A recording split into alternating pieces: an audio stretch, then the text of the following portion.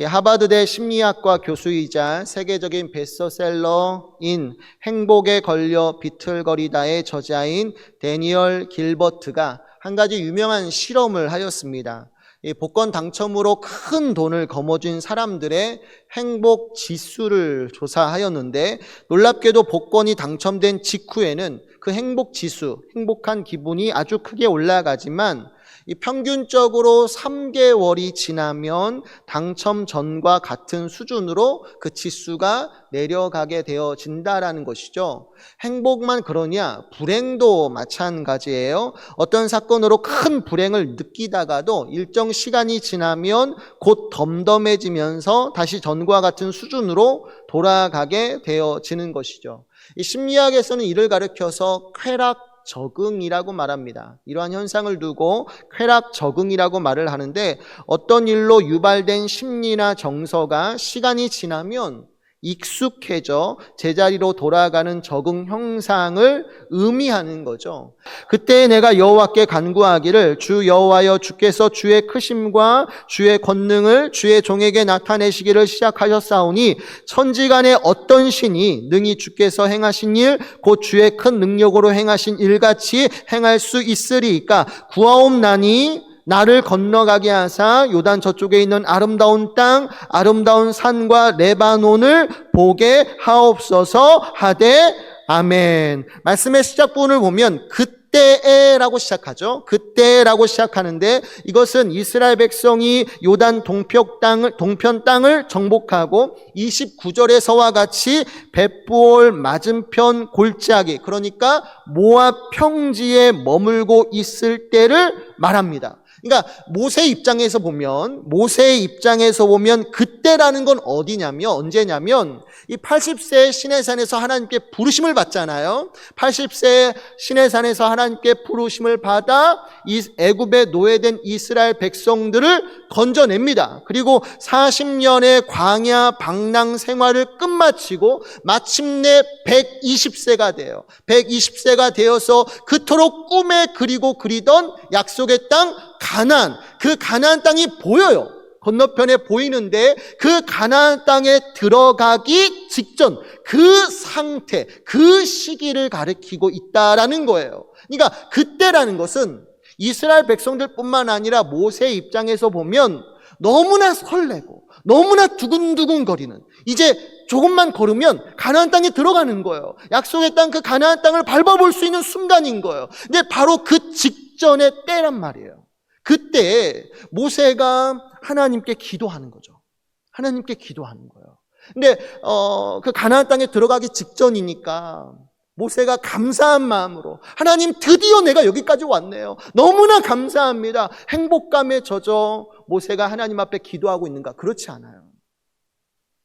그때, 그러니까 가나안 땅에 들어가기 직전에 모세의 마음속에는 설레임이나 두근거림이나 혹은 이제야 가나안 땅을 밟아볼 수 있겠구나 하는 감사함이 아니라 오히려 그 마음속에는 불행과 불만족이 있어요.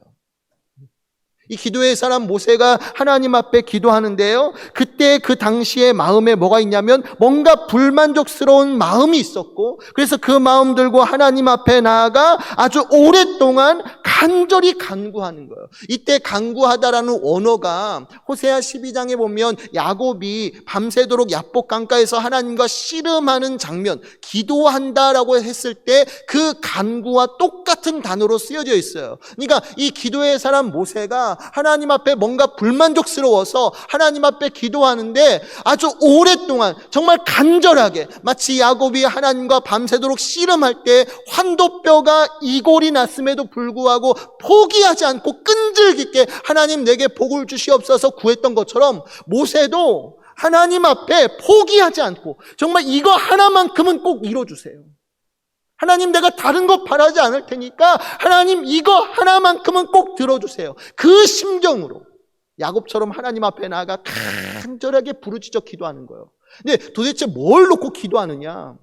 우리가 모세를 생각하면 이전에 하나님의 영광을 보게 하옵소서, 어떤 영적인 체험을 구한다거나 아니면 죄 많은 이스라엘 백성들을 구원하기 위해서 중보 기도를 할 때가 참 많았거든요. 근데 모세가 이때 기도할 때에는 뭐 하나님의 영광을 보게 해달라거나 이스라엘 백성들의 중보 기도를 하는 것이 아니라 오히려 자기 일신을 위해서, 자기 한 몸을 위해서 하나님 앞에 기도하는데, 그 구하는 것이 뭐냐면 충격적이게도 나로 가나안 땅에 들어갈 수 있도록 허락해 달라는 거예요. 모세가 하나님 앞에, 하나님 내가 이 요단강을 건너 가나안 땅을 밟게 해주세요, 간절히 기도했다라는 것은 뒤집어 말하면 하나님께서 막으셨다는 거예요. 모세야, 넌 저기 들어갈 수 없어. 저 가나안 땅에 건너갈 자격이 없다라는 것을 말씀하시는 거잖아요. 그러면 그 이유가 무엇인가? 왜 하나님께서는 모세가 가나안 땅에 들어가지 못하도록 엄히 막고 계시는가? 여러분들, 그 이유가, 그 내용이 민수기 20장에 자세히 기록되고 있는데, 그 중에서 7절부터 12절까지를 보면 왜 모세가 가나안 땅에 들어갈 수 없게 되었는가, 그 이유가 자세히 나오고 있습니다. 제가 한번 읽어볼게요. 잘 들어보세요. 여호와께서 모세에게 말씀하여 이르시되 지팡이를 가지고 내 형 아론과 함께 회중을 모으고 그들의 목전에서 너희는 반석에게 명령하여 물을 내라 하라. 내가 그 반석이 물을 내게 하여 회중과 그들의 짐승에게 마시게 할지니라. 모세가 그 명령대로 여호와 앞에서 지팡이를 잡으니라. 모세와 아론이 회중을 그 반석 앞에 모으고 모세가 그들에게 이르되 반역한 너희여 들으라. 우리가 너희를 위하여 이 반석에서 물을 내려 하고, 모세가 그의 손을 들어 그의 지팡이로 반석이를 2번 치니 물이 많이 솟아나오므로 회중과 그들의 짐승이 마시니라. 여호와께서 모세와 아론에게 이르시되 너희가 나를 믿지 아니하고 이스라엘 자손의 목전에서 내 거룩함을 나타내지 아니한 고로 너희는 이 회중을 내가 그들에게 준 땅으로 인도하여 드리지 못하리라 하시니라. 아멘. 당시 이스라엘 백성은 광야 생활 중에 이전과 동일하게 하나님 앞에 나아가 원망과 불평을 터뜨립니다. 특별히 모세를 대적해요. 알이라는 전치사가 나오기 때문에, 뭐뭐를 대적하다라는 전치사이기 때문에 이스라엘 백성은 모세와 아론에게 나와서 물이 없다고 아우성칩니다. 원망과 불평을 터뜨리는데 모세에게 돌을 던질 것 마냥 정말 모세를 대적하며 모세와 다투면서 물이 없다 불평하는 거예요. 근데 이처럼 이스라엘 백성이 모세와 아론 앞에 나와서 그를 대적하며 물이 없다 불평할 때 하나님께서 어떻게 하시느냐, 이런 이스라엘 백성들에게 분노하사 징계하시는 것이 맞는데, 그렇죠? 광야 40년 동안 하나님이 먹이시고 입히시고 돌보신 은혜가 있잖아요. 근데 또다시 물이 없다고 아우성칩니다. 원망하고 불평하는 죄를 범하는 거예요. 이러한 이스라엘 백성들에게 하나님이 마땅히 행하실 것이 무엇인가요? 당연히 징계하시고 당연히 심판하시는 것이 맞는데, 그때만큼은 하나님이 이스라엘 백성들에게 아무런 말씀도 하시지 않습니다. 대신 모세에게 명령하시는 거예요. 반석에게 말하여, 반석에게 명하여 물을 내라 말씀하시는 거예요. 이스라엘 백성들이 원망하지만 그럼에도 불구하고 그들에게 어떠한 책망의 말씀도 하지 아니하시고, 다만 모세에게 야, 내 사랑하는 백성이 지금 물이 없다 아우성치고 있으니 모세야, 너는 지금 당장 반석에게 말하여, 반석에게 지시하여 물을 내라, 물을 터뜨리라 명하면 물이 쏟아져 나오리라 라고 말씀하고 계시는 거예요. 예, 하나님은 불평하는 이스라엘 백성들에게 징계 대신 당신의 자비하심, 당신의 오래 참으심, 당신의 사랑을 보이셔서 이스라엘 백성들 앞에서 뭘 드러내길 원하시는 거예요? 온 천하에 정말 여호와 하나님 같은 분이 없구나. 40년 동안 광야 생활 가운데 뭐 하나 부족함 없이 인도해 주셨는데 이제 또다시 물이 없다 원망하는 이스라엘 백성들, 그럼에도 불구하고 하나님께서는 이들을 위해서 반석에서 물을 터뜨려 주시는 하나님이시구나. 온 천하에 이런 신이 어디 있을꼬? 하나님만이 우리가 의지하고 사랑할 수 있는 유일한 여호와 하나님이시구나. 온 천하에 하나님밖에 없다라는 거, 이걸 드러내길 원하시는 거예요. 다시 말해서 하나님은 모세를 통해서 이스라엘 백성들에게 내가 누구인가, 내가 이처럼 선하고, 내가 이처럼 사랑이 많고, 내가 이처럼 오래 참으며, 내가 이처럼 모든 일을 감당할 수 있는, 모든 일을 할 수 있는 전능한 분이라는 것을 이스라엘 백성들에게 분명히 나타내시고 이로 인하여서 영광 받기를 원하셨던 거예요. 마땅히 징계하시는 게 맞는데 그 순간에도 하나님은 오래 참으셔요. 그리고 당신의 사랑, 당신의 능력을 보이셔서 이스라엘 백성들 가운데 영광 받기를 원하셨다라고 말씀하고 있는 것이죠. 여러분들, 하나님에게서 가장 중요한 게 뭡니까? 하나님이 가장 중요시하게 여기는 게 무엇인 줄 아십니까? 그게 바로 하나님의 영광이에요. 인간의 행복, 우리의 행복은 2차적인 문제예요. 하나님에게 있어서 가장 중요한 것은 하나님의 영광이에요. 하나님이 당신의 영광을 위해서 이 세상을 창조하셨고 오늘 여기 있는 저와 여러분들을 돌보고 인도해 주시는 거예요. 하나님에게 가장 중요한 것은 하나님의 영광이기 때문에 하나님은 이것이 훼손되거나 이것이 파괴되지 아니하고 온 천하 가운데 이것이 드러나길 원하세요. 하나님이 지으신 이 모든 피조 세계가 하나님의 영광을 드러내고 하나님을 찬양하길 원하시죠. 여러분, 오늘날 우리가 예배 시간에 나왔습니다. 이 자리에 오셨어요. 분주하고 바쁜 시간임에도 불구하고 정말 세상에 여러 가지 유혹이 있음에도 불구하고 이 자리에 여러분이 와 계십니다. 이유가 뭐죠? 은혜 받으려고요. 복 누리려고요. 말씀 들으면서 육체의 질병도 나음받기를 원합니다. 여러 가지 것들이 있지만 그럼에도 불구하고 여러분들 이곳에 우리가 모인 이유는 딱 하나예요. 1차적인 목적은 딱 하나예요. 하나님께 영광 돌리는 예배를 드리기 위한 겁니다. 우리가 왜 예배를 드리죠? 하나님께 영광 돌리려고. 은혜 받거나 복을 받는 건 2차적인 문제예요. 우리가 예배 시간에 모이는 이유는 하나님께 영광 돌리기 위해서 이 자리에 모여 있는 거예요.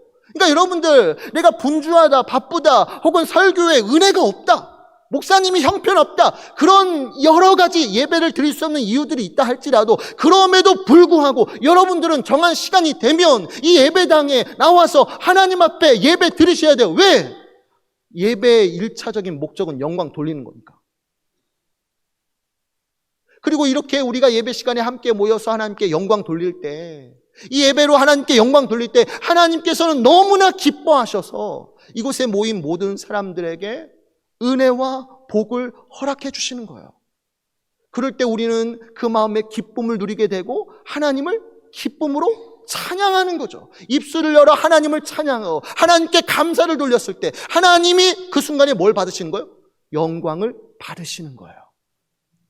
하나님은 당시에 모세를 통해서 이런 일을 원하셨어요. 모세야, 비록 이 백성이 물이 없다, 불평하지만 그럼에도 불구하고 이 순간에 네가 하나님의 선하심, 하나님의 오래 참으심, 하나님의 능력을 보여주어서 이스라엘 백성들 가운데 뭘 나타내라? 하나님의 영광을 나타내라.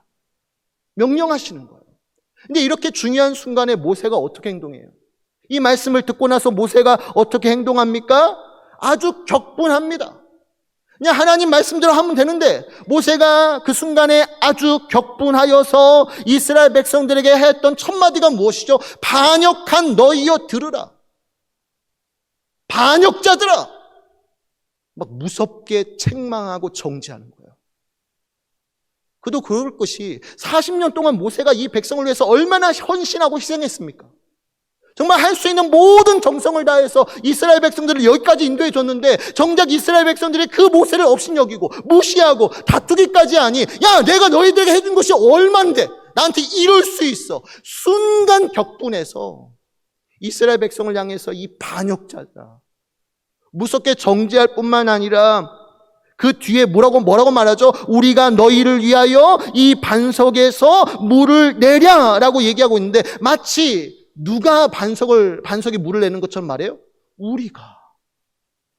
여러분들, 반석에서 물을 터뜨리는 분이 누구시죠? 하나님이시잖아요. 하나님께서 반석에서 물을 터뜨리는 장본이신데 정작 모세는 뭐라고 말하는 거예요? 우리가 너희를 위하여 이 반석에서 물을 내려 마치 자신들이 반석에서 물을 낼 수 있는 하나님인 것처럼 행동하는 거예요. 그래서 이를 두고 시편 106편 33절 후반절을 보면 모세가 그의 입술로 망령되이 말하였다라고 얘기하는 거예요. 그 순간에 모세는 망령된 말을 내뱉는 거예요. 뿐만 아니라 하나님의 말씀에 불순종하는 죄를 범하기까지 해요. 분명히 하나님은 반석에서 물을 내실 때 어떤 방법으로 이루기를 원하셨어요? 말만 하라고 했어요. 반석에게 명하여 물을 내라고 명령하셨는데 그 순간에 모세는 어떤 식으로 반석에서 물을 터뜨리시죠? 반석아 물을 내라 명령하는 게 아니에요. 이것만큼 놀라운 기적이 어디 있습니까? 근데 그 순간에 모세가 했던 행동은 지팡이 지팡이로 반석을 치는 거예요. 화가 나가지고 한 번만 치는 것도 아니라 반석을 힘껏 2번 치는 거예요. 근데 이 모습이 마치 뭐처럼 보이지 않으면 백성을 때리는 것처럼. 백성에게 너무 격분해서 그 못난 백성들 막 때리듯이 반석에게 화풀이 하는 거예요. 2번 힘껏 툭툭 치는 거예요. 하지만 하나님께서 그 반석 가운데 물을 터뜨려 주시죠. 하지만 그 같은 행동 자체가 지금 뭐 하는 거예요? 모세가 입을 열어 망정된 말을 내뱉고 하나님의 말씀에 불순종하는 죄를 범하였을 때 이것이 무엇을 드러내니까? 한마디로 모세는 순간의 혈기를 참지 못하고 그 순간에 마땅히 드러내야 할 하나님의 영광, 하나님의 선하심, 하나님의 능력, 그걸 드러내지 못하는 거예요. 그러니까 지금 하나님의 영광이 뭐예요? 땅에 떨어지는 거예요. 하나님의 영광이 훼손된 거예요. 그러니까 하나님이 얼마나 크게 분노하셨는지, 그 거룩한 종, 그 귀한 종 모세에게 징계를 내리시는데 그게 뭐예요? 너는 가나안 땅에 들어갈 자격이 없어. 너는 가나안 땅에 들어가지 못할 거야. 말씀하시는 거예요. 그러면 이때 모세가 이러한 하나님의 처분에 순응했을까요? 자기의 죄를 깊이 깨닫고 주는 여호와 신이 선하신 대로 하실지니이다 고백하며 그 말씀에 순종했을까요? 아니었어요.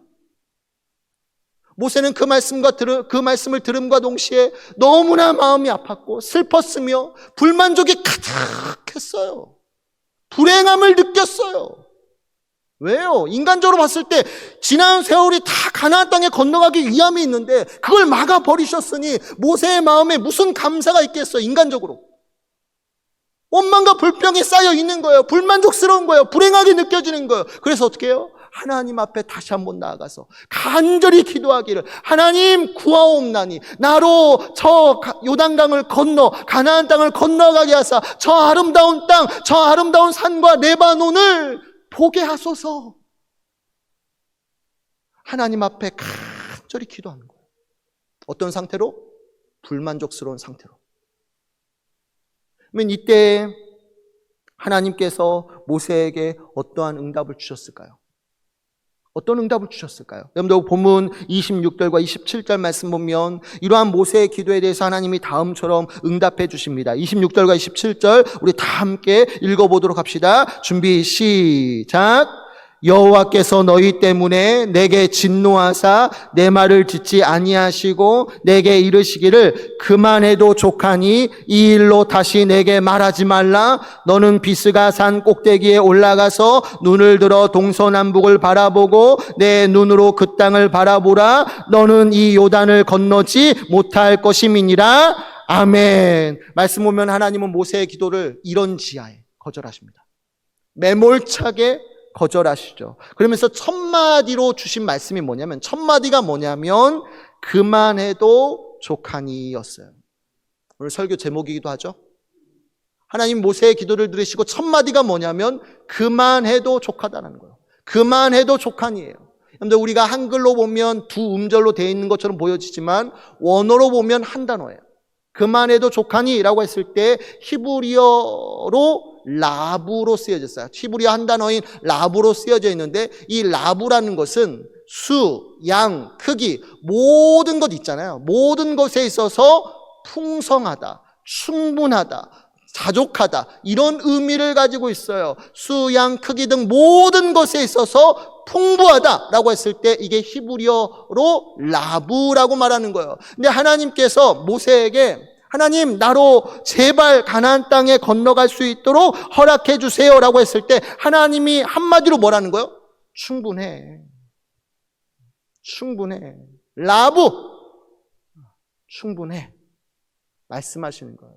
이게 풀어 말하면 무슨 뜻이냐면 하나님이 모세에게 이제껏 내가 베풀어 주신 은혜가 차고 넘칠 정도로 충분한데 모세야 생각해봐. 네가 지금 뭔가 불만족스러운 상태에서 하나님 앞에 이거 달라고 지금 구하고 있는데 모세야 내가 봤을 때 라부 충분해.